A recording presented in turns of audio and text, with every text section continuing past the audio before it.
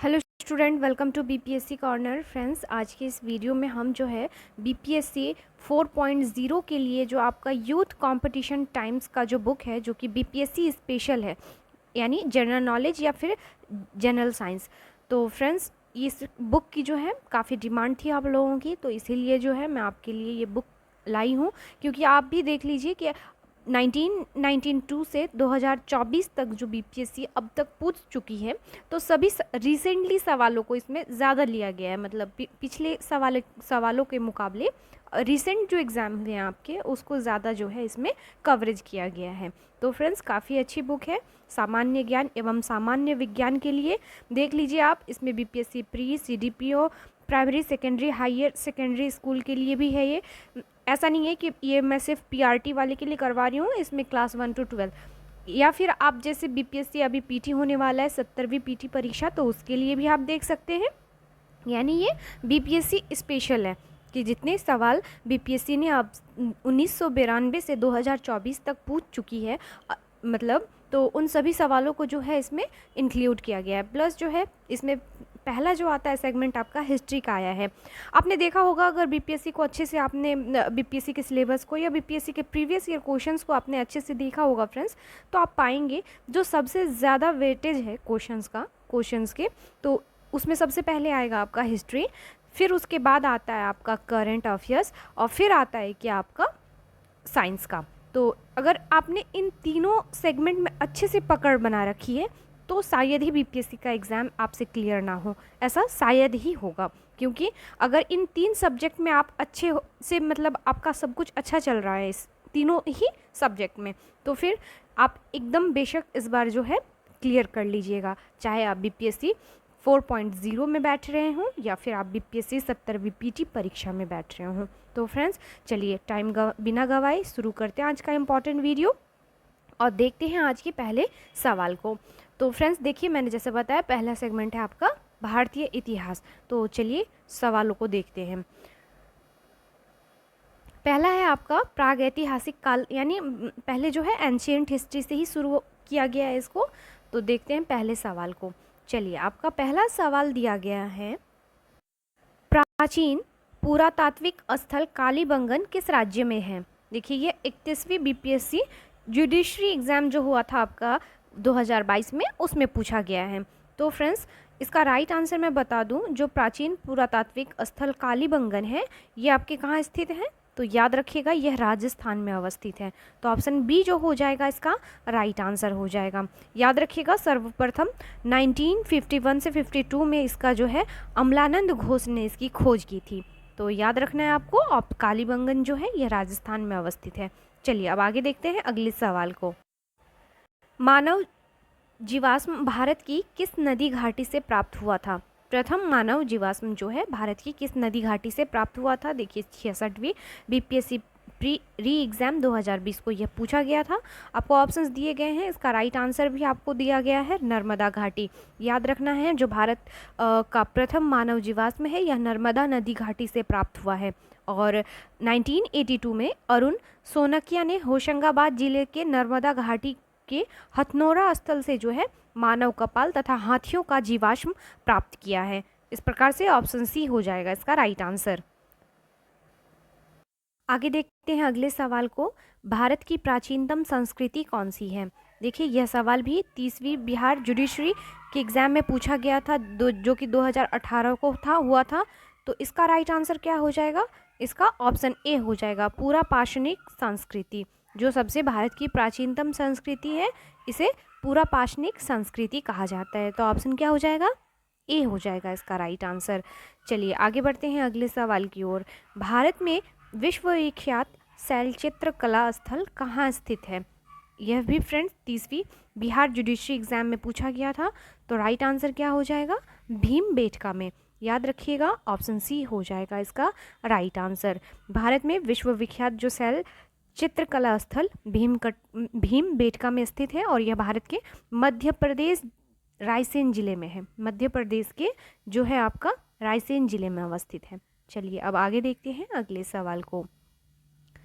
प्रथम मनकी के निर्माण का प्रमाण किस स्थल से प्राप्त होता है। प्रथम मनके के निर्माण का प्रमाण। तो फ्रेंड्स यह आपका जो पता चलता है या प्राप्त होता है यह पाटने से प्राप्त होता है। ऑप्शन जो दिया गया है यह ऑप्शन ए पाटने इससे प्राप्त होता है।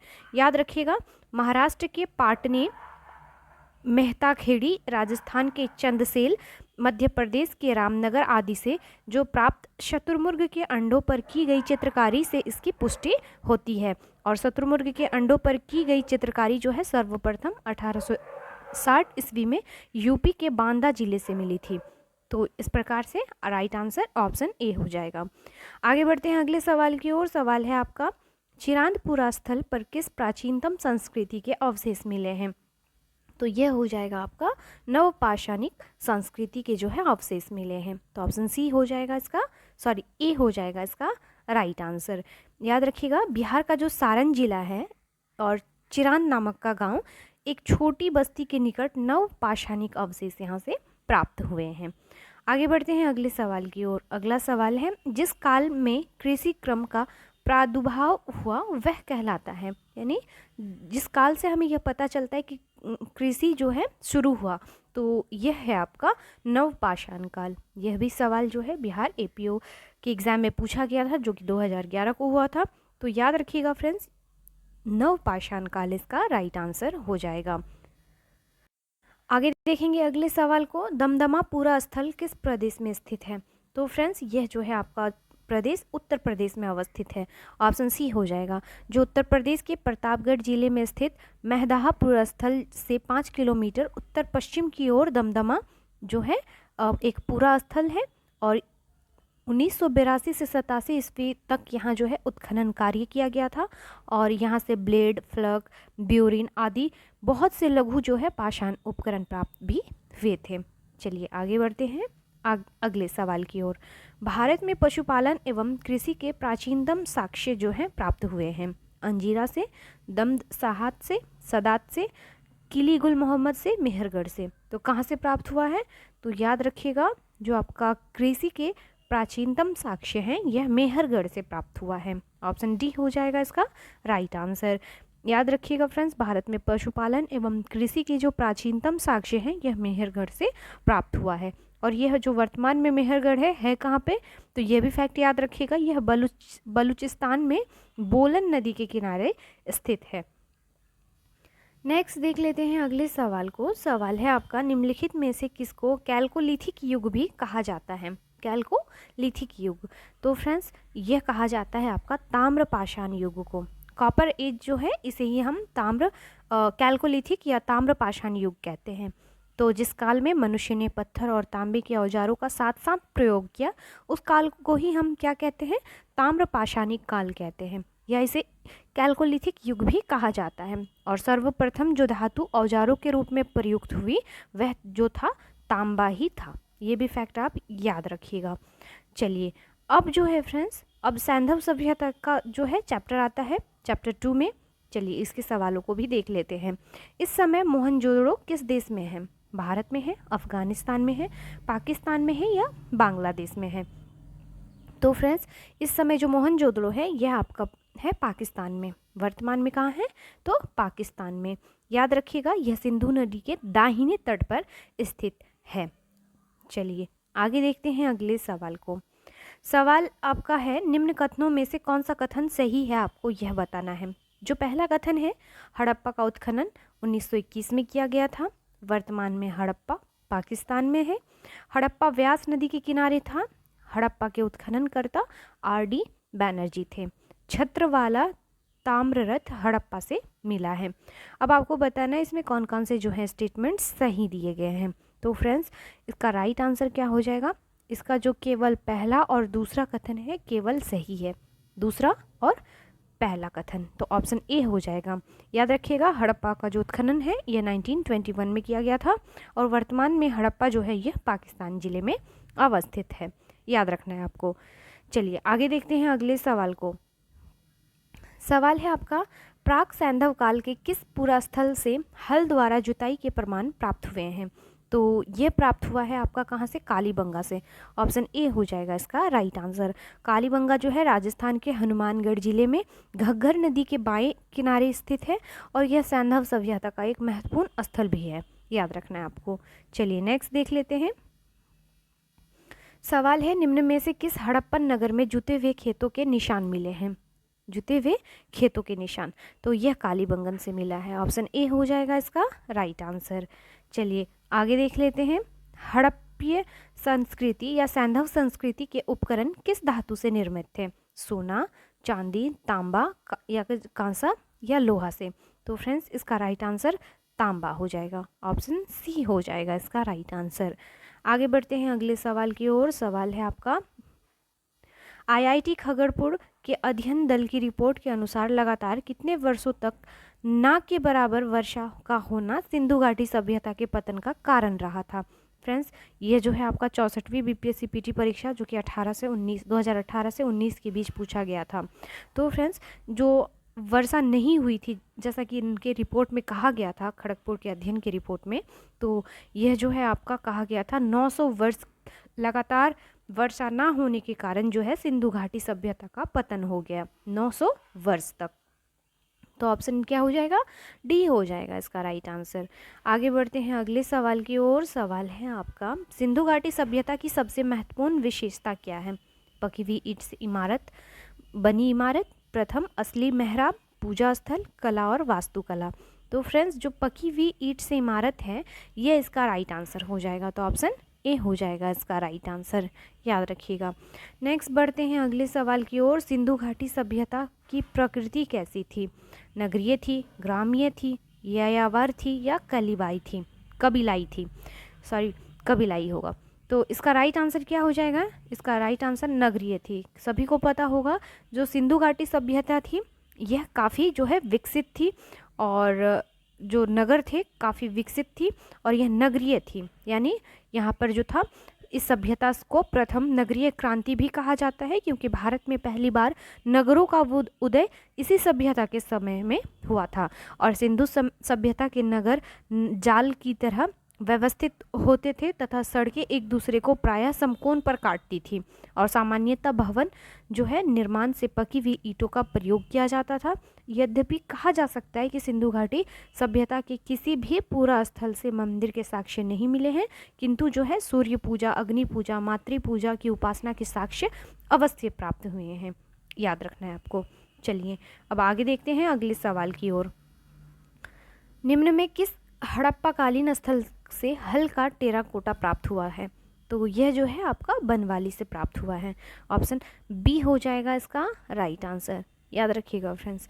जो बनवाली है यह हरियाणा के हिसार जिले में है, हरियाणा के हिसार जिले में स्थित है। यहाँ से 2 सांस्कृतिक अवस्थाओं के जो है अवशेष मिले हैं, तो याद रखना है आपको। चलिए अब आगे देखते हैं अगले सवाल को।